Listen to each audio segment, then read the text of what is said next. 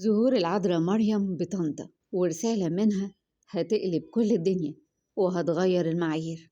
بيحكي الأنبا يؤنس أسقف الغربية ويقول: أنا سابني أخويا الروحي بعد ما كنت قاعد معاه جلسة مليانة كلام عن ربنا، وتحدثنا كمان عن ملكوت السماوات.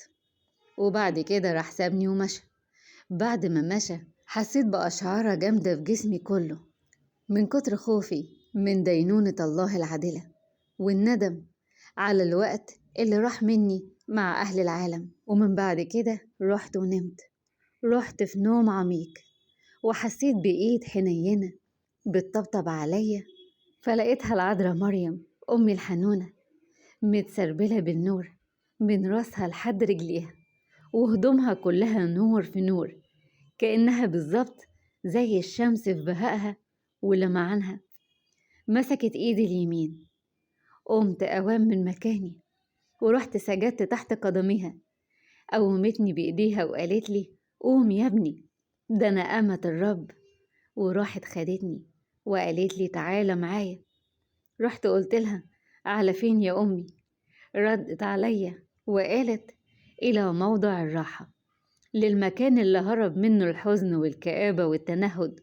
فرحت قلت لها: ازاي هيكون ليا ده وانا انسان خاطي؟ تبعتها ومشيت معاها وانا كل خوف وقلق ورعدة، وحاسس بحاجة عجيبة وشعور ما يتوصفش. والمكان كان بيشع منه كل النور من جميع أرجائه ومن كل حتة فيه. في المكان ده شفت مجموعة من الناس كتير، ووجوههم مليانة بنور عجيب، وبيظهر على ملامحهم النعمة الإلهية والنور الإلهي. قابلت أول واحد كان شيخ كبير في السن ووقور، لحيته كبيرة وواصلة لحد ركبته. رحت بصيت لأمي العذراء وسألتها: مين ده يا أمي؟ ردت عليا وقالت لي: أنت مش عارفه؟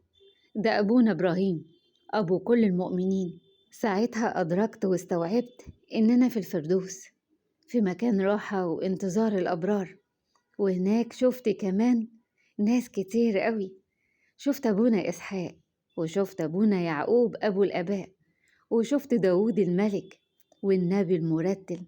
شفته ماسك بعوده ومزماره وبيرتل أشجن الألحان. بقيت متعزي قوي، بقيت بسمع تسابيح الله، وشعرت إني في قلايتي، في مخدعي اللي أنا بصلي فيه صلوات نص الليل بمزامير داود البار. الغريبة إني سمعته بيقولها بنفس اللحن اللي احنا بنقولها بيه. والأعجب شفت القديس العظيم كمان الأنبا أنطونيوس أبو الآباء أبو الرهبان، كوكب عظيم جدا بيحيط بيه كواكب أصغر منه حجم وأقل منه في الضوء. ولما سبته لقيت نفسي في حضرة أبو مقار. طرحت نفسي تحت قدمي، قلت له: طوباك يا أبو مقار، طوبى لأولادك. فأقامني بيده وقال لي: لا تفعل هذا فإني عبد مثلك. طلبت منه إنه يباركني ويذكر خدمتنا في مدارس الأحد، فطلب إلى الله من أجلنا وصلى. ربوات ربوات وألوف ألوف من قديسين لا حصر ليهم، كلهم شفتهم واتمتع نظري برؤياهم. وراحت جذبتني أمي العذراء مريم وياها وقالت لي: يلا يا ابني. فرحت قلت لها: على فين يا أمي؟ قالت لي: اتبعني. ولقيت فجأة اتبدل النور الباهي اللي حواليا لظلمة، والجو اللي كان مطمئن بقى جو مفزع مرعب.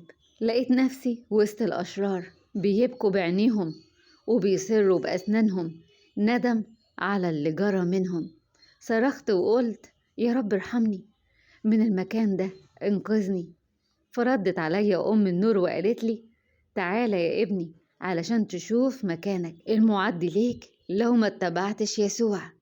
فرحت صرخت وقلت لها: كفاية يا أمي، كفاية. أنا شفت الضلمة اللي بره، كفاية البكاء وصرير الأسنان. هناك أنا شفت الزنا والقتلة والسارقين والماكرين والخادعين والكذابين. شفت الشتامين، شفت الناس الطماعين.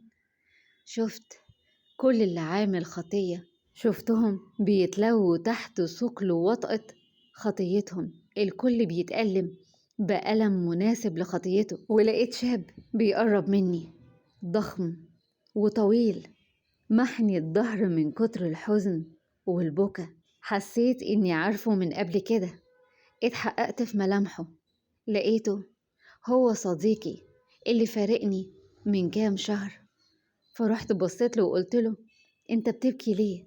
قال لي: انا ببكي ندم على اني كنت بستهون بحديثك وبستهزأ بكلماتك لما كنت كل مرة بتدعوني اللي اجي الكنيسة واحضر القداديس واجتماع الشبان.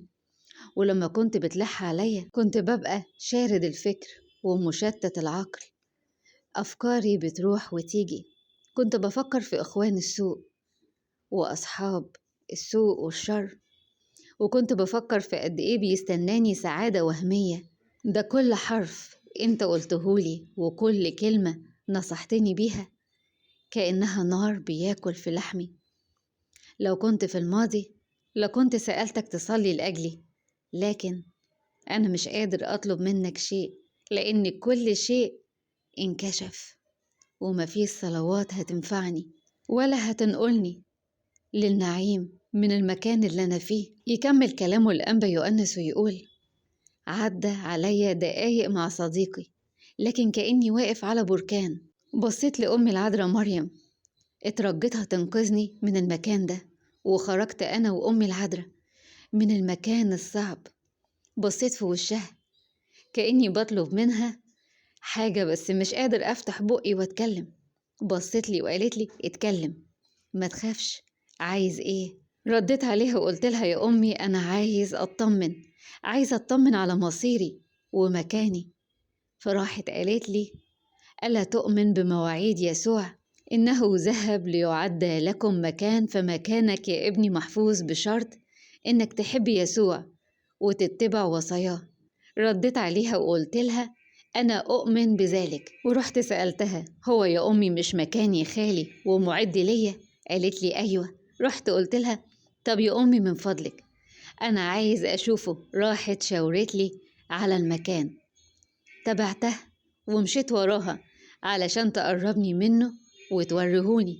وفعلا شاورت لي على كرسي بهي من نور ساطع وقالت لي: ده مكانك أهو. فرحت بالمكان واتمسكت بيه وسألتها إنها ترحمني من الرجوع للعالم. ابتسمت ليا وقالت لي: لا، ليس لك أن تحدد المواعيد، لكن ما تخافش، ابني بيحبكم جدا وبذل ذاته لأجل الكل. حزنت إني هرجع للعالم مرة تانية، وفقت بعد كده من نومي وأنا مفزوع إني رجعت وأنا بردد: إذ ليس لنا دلة ولا حجة ولا معذرة من أجل كثرة خطايانا، فنحن بك نتوسل إلى الذي ولد منك يا والدة الإله العذراء، لأن كثيرة هي شفاعتك وقوية ومقبولة عند مخلصنا، لأنه تألم من أجلنا لكي ينقذنا. وقمت، لكني تمنيت ولو إني ظليت نايم علشان أتمتع بالمناظر الجميلة والسمائيين اللي أنا كنت موجود في وسطيهم. الرسالة دي أو الرؤية دي لقوها لما فتحوا قلاية الأنبا يؤنس المتنيح بعد ما تنيح بتاريخ 4 نوفمبر 1987. ولما تنيح لقوه راقد على فراشه في منظر ملائكي عجيب، وكأن وجهه مضيء وإيديه كالشمع الأبيض.